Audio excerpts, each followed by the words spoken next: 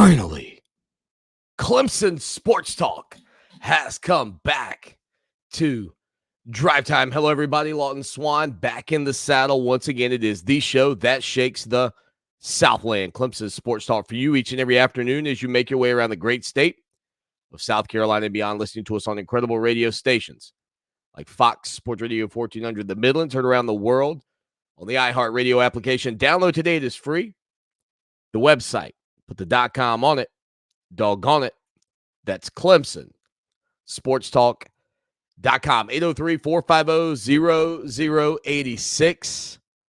Text line, phone line. Be a part of the program anytime, any place, anywhere. You can hit us up there. Hit the retweet. Hit the subscribe. You see scrolling across the bottom. Follow us on TikTok. Got to get to 1,000 TikTok followers so that we can finally push the show live over on TikTok as well. Today, I've got the style and profile like never before. Indeed, we will attempt to do that here on a Friday afternoon. There's a lot going on in the world of Clemson sports. There's a lot going on in the world of college football, Clemson soccer tonight, as well as the women's team in the national semifinal with a chance, more on that in a minute, with a chance to go to the national championship. The men also have a matchup coming up with a chance to get into the Final Four of college soccer at the College Cup. So what a great weekend for the soccer programs that play their matchups over at historic Riggs Field. So more on all that in a little bit. Yesterday, there was a lot of news in the world of the Clemson Tigers. I mean, whether it was even former Tigers jumping into the portal. And the portal has been, the portal is something that I don't think anybody thought would be the bigger issue for most people than NIL. But it hasn't taken long, I think, for a lot of people to look at it and go, well, you know what? If we could fix the portal,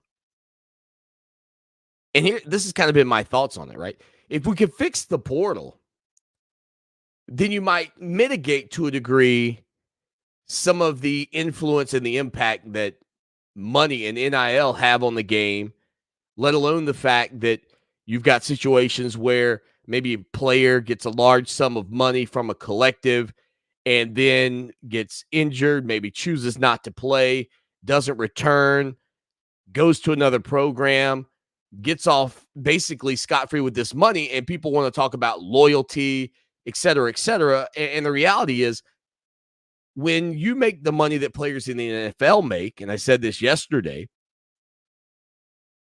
when you make that kind of money, there is a contract that exists. But in the collegiate game, that's not the way it works. And so people are constantly looking around at the end of the year, like right now, every day, Tiger fans. And again, we have our tracker up on the website on ClemsonSportsTalk.com. Not adding every name that's gotten into the portal. I think that number's in the 2000s already. But, some significant names, certainly trying to put a lot of the quarterbacks in there, everything we can to kind of keep you updated. And if you like what we do on the website, you can subscribe. $63.17 for a year. That's right, Gamecocks, you heard it. $63.17, and I know we got a lot of Gamecocks hanging out with us. So you can continue to peek over the fence at the best radio show in the nation. As we do the show on Fox Sports Radio 1400, the Midlands, and around the world on the iHeart Radio application. But with that tracker, right, comes along some of the tweets that we've put out in terms of the Clemson Tigers who have jumped in the portal. And overnight, maybe not while you were sleeping, but while some people were sleeping, Toriano Pride jumped into the portal. And it's really not a surprise for a lot of people. Really, the last time I really remember seeing Toriano Pride making any plays was in the NC State game when he had a huge missed tackle. I kind of felt like he was left on an island. Certainly, when you go back and watch it, he was. But he didn't make a play, and the NC State Wolfpack score on that touchdown. But here was a kid who was flashing, but then all of a sudden, a young guy like Khalil Barnes comes in, starts to take playing time from him. All of a sudden, you see a young guy emerge like Avion Terrell, who just looks like a natural. And Look, this is a kid from the Midwest. I don't think it's easy in any situation to necessarily be away from home, much less a large, a large amount of mileage for your family to have to travel. Even if you have a considerable NIL deal or whatever the circumstances are, it's not easy. Not to mention, Missouri is a pretty good football team right now. So maybe he's eyeballing that to get a little bit closer to home. But either way, Toriano Pride entering the transfer portal overnight. For Clemson, that's Bo Collins, Mitchell Mays, and Hunter Helms at this point. More potentially to come. We know Jeremiah Trotter and Nate Wiggins are going to be looking towards the NFL. Could other names come about during this program? Absolutely. But the larger story at this point is figuring out who's going to be Clemson's next offensive line coach, and then ultimately what will the Tigers do on the defensive side of the ball after Lemansky Hall, I won't say was fired, but was offered the opportunity to achieve some personal goals outside of being a part of the Clemson Tiger football program. So you've got that situation. Obviously, Thomas Austin now looking for a job. And the thing about Austin's situation is this, and I feel bad when people lose their jobs because it's obviously a big shot to certainly your ego, whether you have a big ego or not. It's going to hit you with your ego. It certainly affects you in your heart because you feel like maybe you're not good enough. It's not an easy thing to absorb. But I also recognize, and so should you. So should you. And you can feel for their families. You can feel for their dedication to the program, the fact that Thomas Austin is a former Clemson player. Like all of those feelings are valid. But they also make a lot of money in doing this job. And the trade-off for that is knowing that if you're not performing at an elite level when you're at a program like Clemson that expects to be an elite program, even if maybe all the issues don't fall on your plate, you become somebody that can be fired. But that's why they make the money that they make. That's why these guys have $250,000, $300,000 contracts. That's the nature of this business. But what Thomas Austin will leave with is plenty of time and opportunity to look for a job, because if he were doing anything else, he would not have made the type of money that he made at Clemson, much like Lemansky Hall. And because they've coached at Clemson, there will certainly be other opportunities. Now, they may not be Power 5 opportunities, but they could certainly be at the Group of 5 level. They could absolutely be, at the football championship subdivision level. They won't pay the same. But what you do is you get back on the bicycle and you just start pedaling again. You just start trying to climb that ladder again.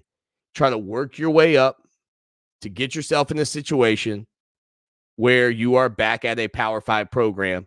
And the way they're talking about you on the television at that point is, well, he was a guy, started off, he was at Clemson, he got fired from that position, then worked his way back up through the ranks, and here he is today coaching the offensive line at Notre Dame. It's a real story. It's a real story. So where does Clemson go from here? Now, yesterday on the program, I identified for you one name that I thought you should certainly keep your eyeballs on for a couple of reasons, and that's A.J. Ricker. A.J. Ricker was the co-offensive coordinator at TCU alongside Garrett Riley. He is also the offensive line coach. I read you some of his resume, superlatives, all of that. And again, I think given the fact that Garrett Riley came in, did not get to bring anybody with him, had to kind of run with the guys that he was provided by Clemson. Some people would certainly disagree with that. That is ridiculous. Some people would think you need to be able to bring in the guys you want to bring in if you're going to be the offensive coordinator. But perhaps in the negotiations, when they're sitting down, by the way, like the uber secret negotiations, because nobody had any idea back in January that you'd be talking about Brandon Streeter out and Garrett Riley in. I mean, that's of the news we've covered, here on this program in my decade on the radio. That's one I don't recall anybody having in advance. It was like, boom, here it is. What? But so in those negotiations, it's quite possible that, either A, Garrett Riley jumped at the opportunity to come to a program like Clemson, give him their track record over the past 8 years, and said, I'm just going to roll with it, even though TCU had just been to the College Football Playoff National Championship game. I'm just going to go with this because I think it's a better situation. I don't need to bring anybody else. Or it was, look, Coach, I'll come in. I'd love to bring my guys, but I understand if you want to, give these guys a shot. And so maybe that's how it all played out. Well, this year, obviously, there were some issues offensively. And you can even go back to the final game of the season. Like, it's easy to sit here and look at 16-7 and talk about how dominant Clemson's performance was and the fact that at no point in that ball game, outside of maybe the first play, did you think, maybe South Carolina's going to give something, going to push the Tigers a little bit. But then on play 2, you get the scoop and score, and you go, man, it's going to take a while for the Gamecocks to get their, kind of get their mojo back after they get punched in the nose at that moment. And then they throw an interception, and you're going, man, this thing. Honestly, in that moment, I'm thinking this game could get out of hand. But yet it didn't. And a big part of that is the lack of production that Clemson had offensively. And sure, it's easy to say that after you get a 16-7 lead early in the third quarter, your defense is controlling the line of scrimmage. I mean, you're just dominating up front, that you don't feel compelled to throw the ball. I can sit here and tell you the fact of the matter is that I said in that moment I wouldn't throw the ball again. I'm looking at the clock. I'm looking at Clemson's defense. You don't need any more points. But then you can also look at the fact that you only threw for 100 yards. And I don't know that you were even comfortable, and maybe that was because you have issues in terms of the health of the wide receivers. Maybe it's because you have issues in terms of the health of the offensive linemen, but the productivity was not there on the offensive side of the ball. And when you make the money that Dabo Swinney makes, and believe me, it's a lot. But all this bull crap you're thinking and all these narratives you read, listen, man, you can have your opinion all you want, and you can apply for the job, and good luck to you. You can say what you want about how much money Dabo Swinney makes. The reality is that when people aren't performing and you're in a performance-based business and you have a performance review, people are going to lose their job when they make the type of money that the assistant coaches make. So, back to the lecture at hand. When you're talking about Garrett Riley, I was looking, I said, okay, who was his offensive line coach while he was the offensive coordinator at TCU? And it was Ricker, and Ricker was with him at SMU as well. And then to see that Ricker was a co-offensive coordinator, that name made a lot of sense. It still makes a lot of sense. Doesn't mean he's going to be the guy, though.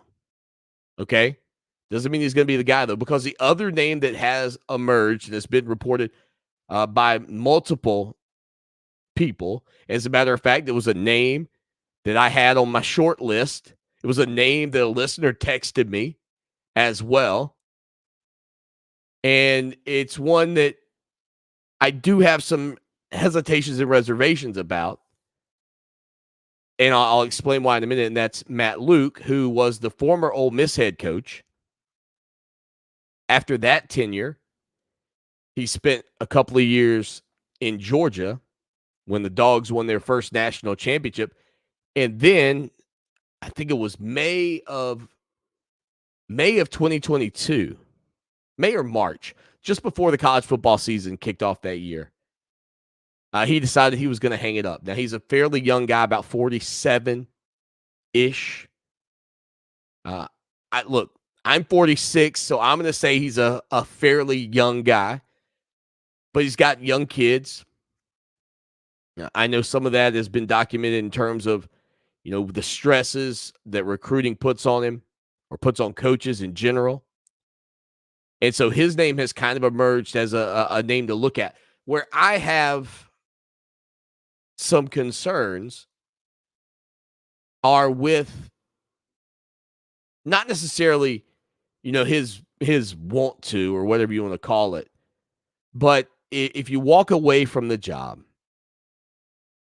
at a Power 5 program like Georgia because of time and commitment, and then you, as a Clemson person, take a look at the scenarios that we've talked about with former Clemson co-offensive coordinator Jeff Scott in his situation, going and taking the job at South Florida, not having that work out, now has plenty of money, plenty of time he's being paid. And again, Matt Luke doesn't need a ton of money. He's been in the coaching game for many years, heavily compensated at some of those destinations, especially when he was the head coach at Ole Miss. Been at Tennessee, been at Duke with David Cutcliffe. I mean, he's been around the block. But if you're talking about commitment, if this is 10 years down the road and his kids are grown and out of the house and he's wanting to get back into the game, then maybe I'm thinking, yeah, let's roll with it. And again, your offensive line coach isn't necessarily the guy that's going to dictate the end results for your program anyway, so it may not be a big deal to have him come in, coach for a couple of years, realize, man, this is really not for me again. I want to be at home, right? Like, he can second guess it later, and maybe it's not, it's not your head coach, right? You certainly wouldn't hire him to be your head coach at this point. But that would be my hesitation. That would be the reservation that I would have. But his name seems to be the one that a lot of people are pointing towards. Now, the final name that I would throw out there, and again, this comes from just a couple of things here. Number one, kind of connections to the ACC. A guy that I sat down with a couple of times at the ACC kickoff and absolutely loved talking to was at Florida when they won a couple of national championships. I think is a fiery guy. I think he would be a great recruiter. I'm not sure if he's a culture fit or not for Clemson, but Steve Adazio. I mean, Adazio is a dude. And so I think he's, of the three that I've just brought up, probably the least of these. I think at this point, based off of everything that I've heard, it sounds more and more like it would be Matt Luke. And if something falls through with that, or if they feel uncomfortable with Luke, then I would believe that Ricker would still be a viable option for Clemson. 803-450-0086 with a quick break. We'll come back. I'll update you on the soccer schedule for this weekend because the Tigers have a chance to do something special. We'll tell you about it when we get back.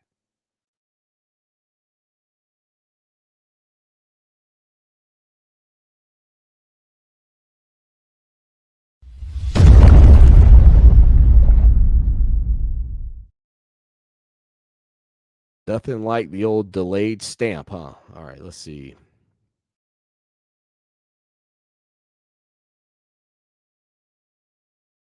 December, man. Hard to believe, isn't it? December. Like, share, and subscribe. Come hit us up on TikTok. That's where we need you, man. We need to get to 1,000. And I'll know if you did because it tells me. Go click it. Let's see. Woo.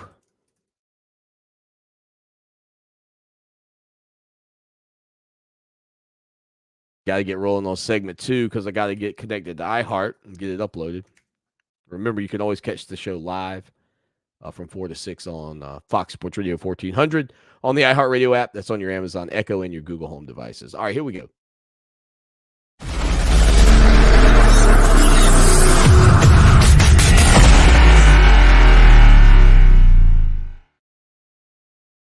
Back at it on a Friday, the show that shakes the Southland. Thank you to everybody who's hanging out with us live, whether you're on Facebook, YouTube, Twitter.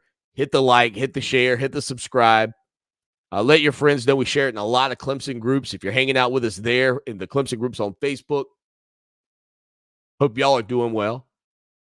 Man, I don't know the full history, okay, of college soccer, men's and women's. And the women's program at Clemson has only been around since, I think, 1994. But today, about the time this program goes off the air, we get off the air at like 5:55:50.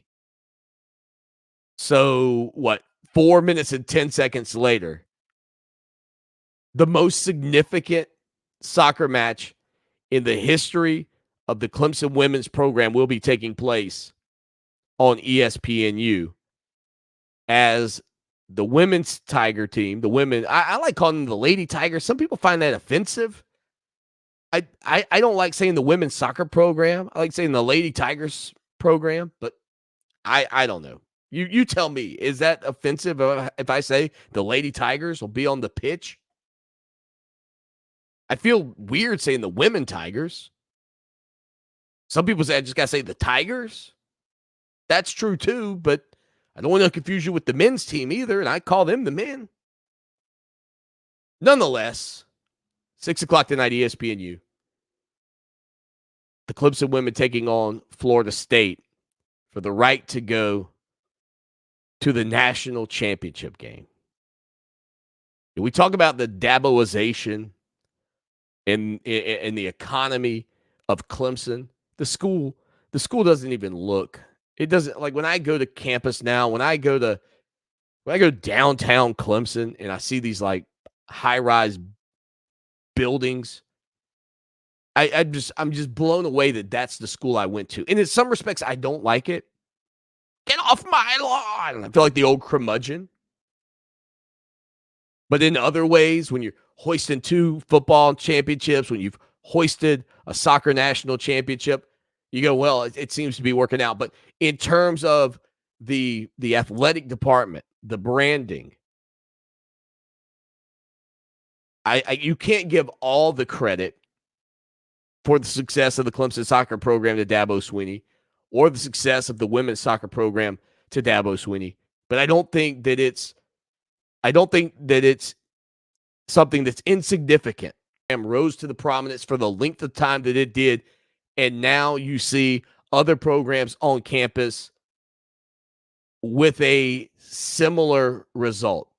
And I flash back to 1981 and Danny Ford in the national championship in football. What happened in soccer just a few years later? 84, national champs. 87, national champs.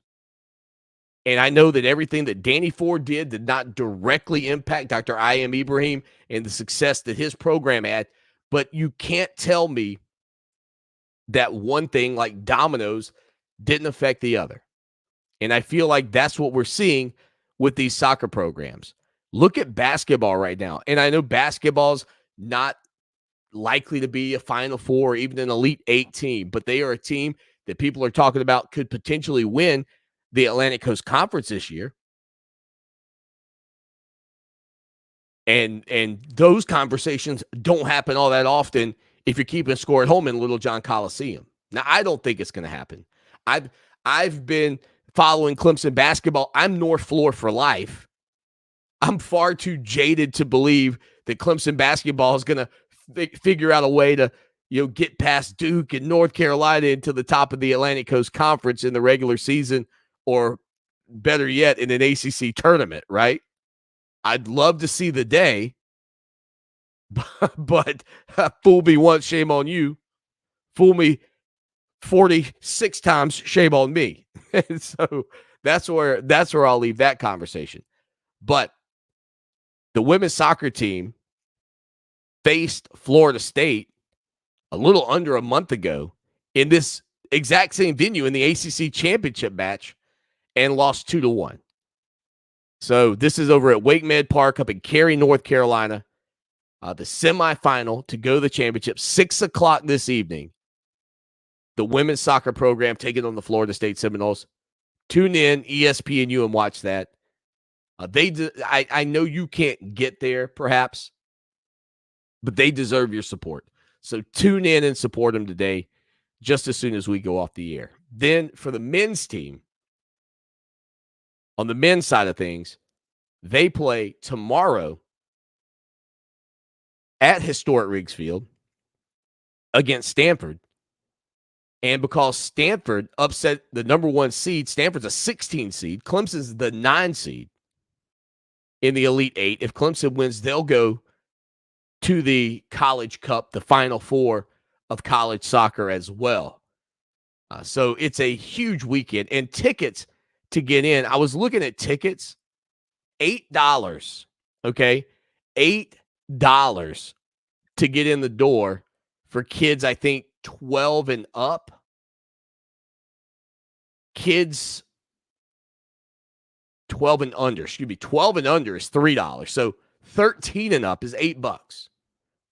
Where else can you take a family of 4 and potentially get in there for $30? Not many places. And they're trying to get 6,000 people up at historic Riggs Field. Now, the question I have about that, just from the perspective of a potential fan who's buying tickets, and I can't, my son's got a soccer tournament of his own, but it said something along the lines of student tickets are free. I just don't understand if 5,999 students roll up, how's that going to work out? Like that was my concern. Is there going to be room? Because I don't think the tickets are numbered or seated. Right? Like when you get in there, like when I went and watched Clemson play South Carolina, for example, a regular season match in Columbia, there was no like seating options. It was like the Wild West, man. You just find your tract of land and punch your family's flag on it. Nonetheless, a huge weekend, maybe the biggest weekend in the history of both soccer programs taking place at the same time, with the women with a chance to go to the national championship and the men with a chance to punch their ticket to the College Cup. Stay with us.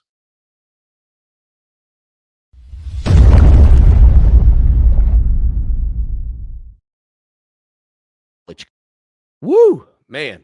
Hope y'all are well. Let's see. All right. And we got college football tonight. We'll talk about that when we come back. Tommy Bowden in hour 2, by the way. Let's see. All right, that's perfect. Got to connect to iHeart. So who do y'all think? I mean, who's your take on, first off, and we didn't even get to talk about the defensive coach yet, but first, what's your take on the offensive line coach situation? Fill that in. We'll put some of your comments up while I'm getting connected to iHeart, and we'll talk about those.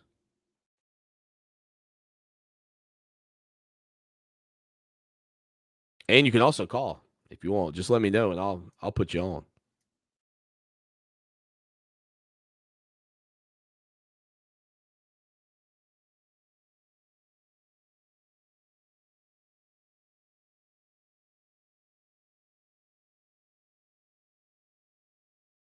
All right, just a couple more seconds. Let me put you on. I'm going to put you on the countdown loop for about 2 minutes or so, okay? I'll be right back.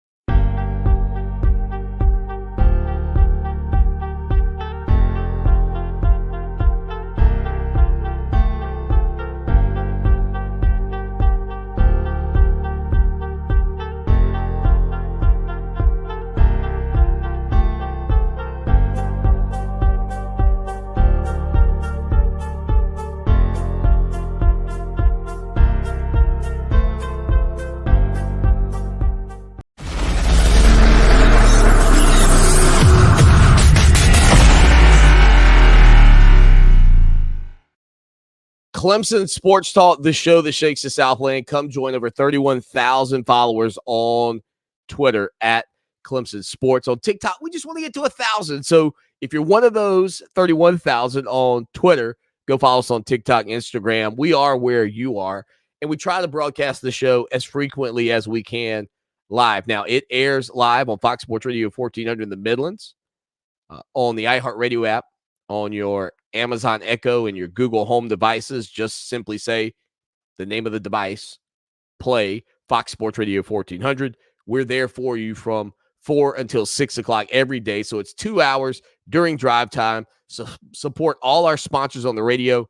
If you like what we're doing here and you want to support us directly, our website, ClemsonSportsTalk.com, has a premium subscription for $63.17. That's right, $63.17 to be a part of what we do every day. It's like 17 cents a day. Come be a part of what we do. Help us grow and support us and our team. So that's how you can do that. All right, college football tonight, Pac-12 championship. The League of Champions football history culminates this evening. Now, I know that Oregon State and Washington State are still going to have an opportunity to keep the league alive. I don't know what that future is going to look like, to be honest with you. I know that they've reached a scheduling pact with the Mountain West Conference. That news coming out today, and we mentioned that might be the case a couple of weeks ago. We can certainly talk about that anytime you want to, but tonight's game, significant for a multitude of reasons. Now, if you are a chaos lover, you just like chaos, then you're rooting for Oregon tonight, and you're rooting for Iowa tomorrow, and you're rooting for Louisville tomorrow, and you're hoping that you get this cluster of 11-1, 12-1 teams sitting there at the end, so that the College Football Playoff Committee on Sunday has a lot of hashing out to do. But most people think that it's not going to be all that difficult to decipher how this works out. Nonetheless, this game could be one of those that factors into that decision, because if Washington wins, here's what we know. Not favored, by the way, nearly 10-point dogs. If Washington wins, they are in the college football playoff. It is like the Polar Express, man. You punch your ticket, you're going in. If Oregon wins, currently sitting at 5th, 11-1, redeeming themselves from the loss that they had against Washington, at Washington's home turf, mind you, then the Ducks are most assuredly going to be in the college football playoff this year. That game's 8 o'clock on ABC. One thing is certain, looking at it from my perspective. Oregon right now is playing better than they played leading up to the initial matchup with Washington. Oregon's actually, you could make an argument, maybe playing the second or third best football right now in the country. I think that might be a fair number. I still struggle. Like, this is my East Coast bias. I don't know if you guys have this same bias, but for all the years of like watching West Coast Pac-12 football play a game against a team from the East Coast, from the Southeastern Conference, from the ACC, maybe even occasionally from the Big Ten, I really just struggle to go, yep, I'm buying in this time around. Like, I really do. I struggle to believe it, but I think they're playing about the second or third best football in America at this point. Washington, on the other hand, the exact opposite. They're actually worse than they were leading up to that first matchup. And when you look at, beating Washington State by 3, beating Oregon State by 2, beating Utah by 7, giving up 42 points to Southern Cal, beating a bad Stanford team by just 9 points. Like, I think to myself, Washington's not playing great. I wonder if something's going on with Michael Penix Jr., not just recently, but if he's just a little bit banged up over the past few weeks. It's not like this is a college football playoff game where you have 3 or 4 weeks either to rejuvenate and get ready to go. I mean, they're just on the field against Washington State a few days ago. So all of those storylines lead me to believe, based off of what we've seen from Oregon, that they're likely the fresher team. Where Washington's had to battle and battle and battle, Oregon's been able to be a little bit on cruise control, rest some players, sit some guys in the second half. I mean, Oregon beat that same Utah team that pushed Washington 35-28. They beat them 35-6. They beat Cal 63-19, which if Washington was playing at an elite level on both sides of the ball, that's the type number that they should have put up against Stanford.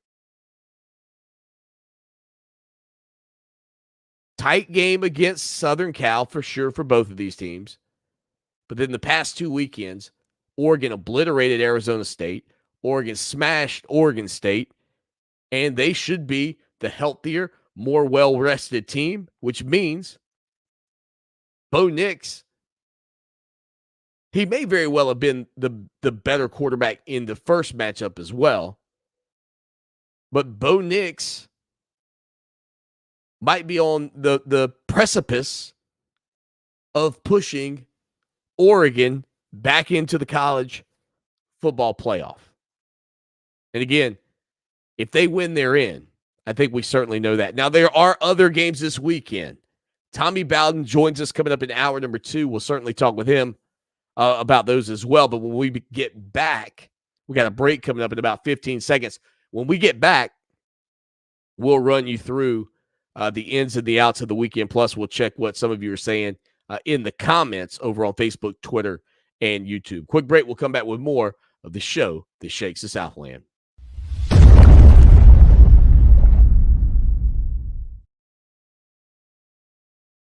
Oh, yeah. Let's see what we got here. Boom. Boom. And the show should be live right now on iHeartRadio. So if you ever want to pick us up there, you can.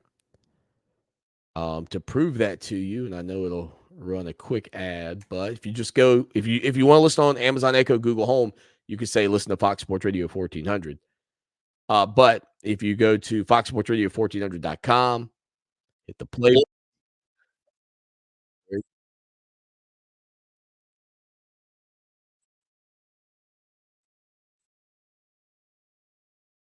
This guy's so smart. Listen to him. He sounds so handsome. Some people might say this guy's gorgeous. All right.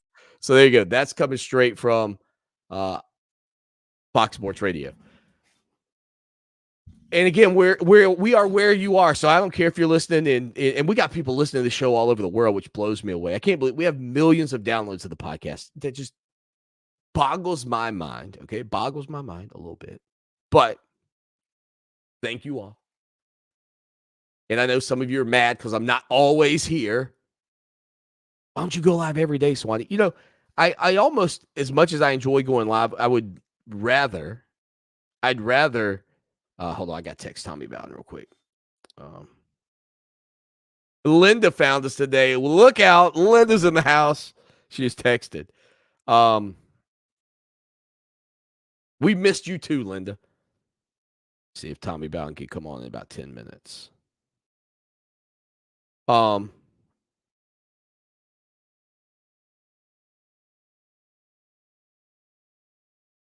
Anyway, as much as I like doing this, I'd almost prefer to do like something a little less formal. You know what I mean? Sort of just to chill and relax. Like I've even thought about putting the game on, like a rewatch. and going through a game on a Sunday. I don't know. I've thought of doing a lot of different things. Less formal than doing the radio show, right? The radio show kind of keeps me moving, and I like that aspect of it, but I also kind of you have to be very engaged, if that makes sense, when you're doing a radio show. You can't just do this like what I'm doing right now. Because that's not gonna be good radio. Oh man. All right. Oh, no Tommy Bowden today. He's at a wedding rehearsal.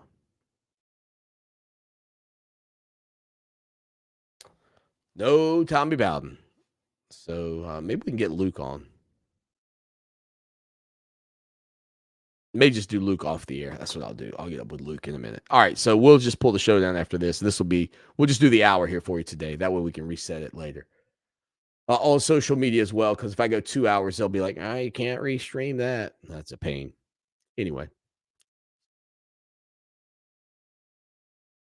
All right, here we go.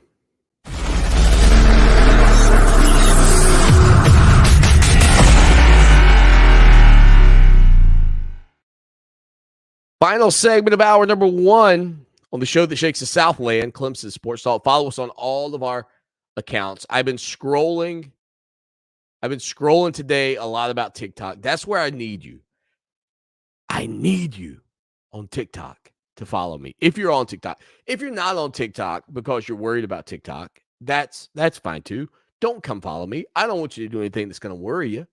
But if you're not worried, because I'm not worried, TikTok, that thing has taught me more about like doing little projects and stuff around the house. Like I don't know what they call it, the algorithm, I guess, of that thing is unbelievable. It only gives me stuff I tend to like to watch. It's rare that I have to go, I'm not going to watch that. But anyway, that's neither here nor there.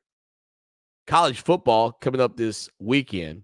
We'll talk about those games here on the program. No Tommy Bowden, though, in hour number 2. He's at a wedding rehearsal today, so he will not be a part of this show. If you're just joining us, we just talked about the Pac-12 championship game.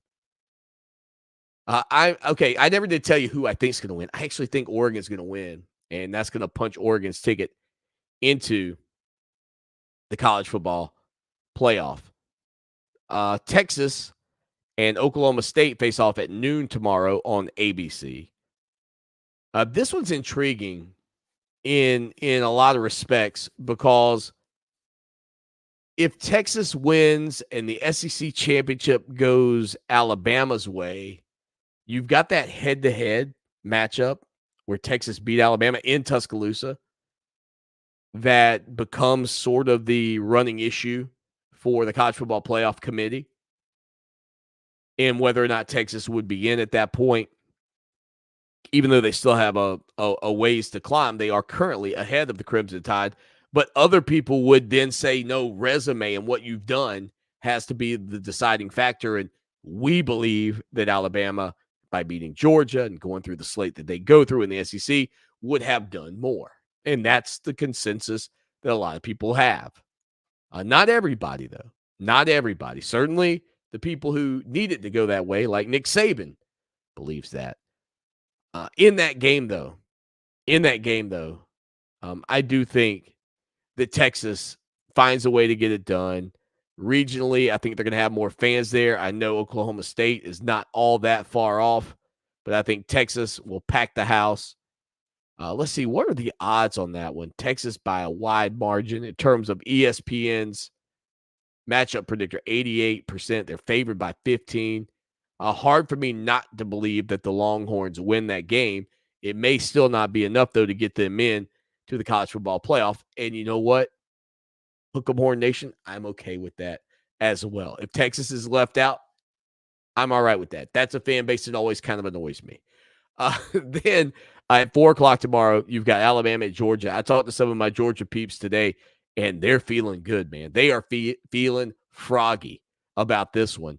And that's just when you normally get yourself humbled a little bit. You see that a lot in this sport for one way or another. And while Carson Beck, I think, is a talented quarterback, this is the best team that he has faced. In addition to that, the magnitude of this moment is huge. So Stetson Bennett honestly didn't look like he was much more athletic than I was at my peak of athleticism. But Stetson Bennett never made the mistakes that killed Georgia. He wasn't flawless. We saw him make some mistakes that could have been incredibly detrimental to the Dogs, but they always overcame it because of their defense. But what he never did was have so many mistakes that you couldn't overcome them. Or they weren't maybe a pick six or what, you know what I mean? They just weren't the game-breaking type turnovers. Beck, this year, 268 of 370, 3,495 yards, 22 touchdowns, and 6 interceptions. But Milroe on the other side, quarterback for the Alabama Crimson Tide, talk about a redemption story. Got benched early this year. I don't think there was a lot of trust for him in the system. They have not played, if we're talking about teams that haven't played their best football as of late, they should have lost to Auburn. I mean, if Auburn can catch a punt, fair catch a punt, or not give up a touchdown on 4th and goal from the 31, like all of that happening. But Alabama won. They'll face off with Georgia. The Dogs are 5-point favorite this game in the Bulldogs' backyard over in Atlanta, basically. And I'll say this, and I know Alabama fans are all over, and they'll certainly pack that place. That'll be, I would make the argument, that's going to be almost a 50-50 atmosphere. But if Georgia doesn't play their best football, they'll get beat by Alabama tomorrow. I do believe that. And it may very well come down to Carson Beck. I'll take the Dogs to win it, but they better play good because this is easily, in my opinion, the best team Georgia's faced this season. And if you got the big head, you get humbled. Michigan and Iowa, 8 o'clock on Fox. Dude, if Iowa wins that game, I think what's Clark Griswold say to Cousin Eddie, I would be more surprised if I woke up with my head sewn to the carpet tomorrow. I don't see how Iowa wins that game. They can't score. I don't think Michigan is, the end-all, be-all of college football, even though they may win a title this year. But Iowa, sheesh. That program has set offense back to the 1900s, the early 1900s. And last but not least, Florida State and Louisville. We'll certainly talk about this more in hour number 2, 8 o'clock on ABC. Going to be tough for the Seminoles. Tate Rodemaker's in the concussion protocol. Not sure what his situation will be. In doubt, if you will. If he doesn't play, I don't know if Florida State can win it, even though I think they can win the trenches on both sides of the ball. They will have to run the ball the whole game. And if Louisville knows you're running the ball the whole game, I'm hard-pressed to believe you're going to win the game. But that's my thoughts on it. Hour 2 is right around the bend. Stay with us.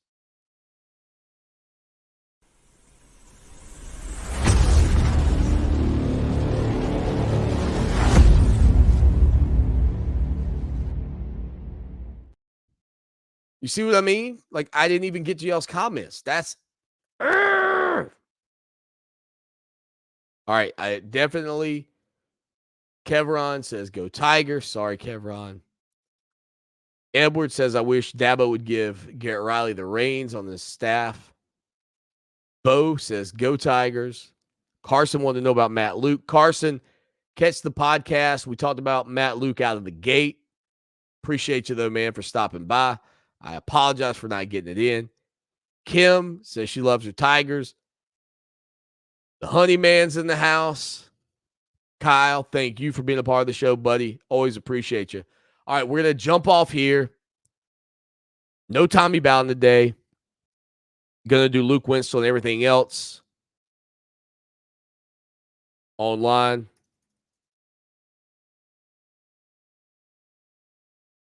on the app. If you want to listen on your computer, foxsportsradio1400.com. That'll get you there.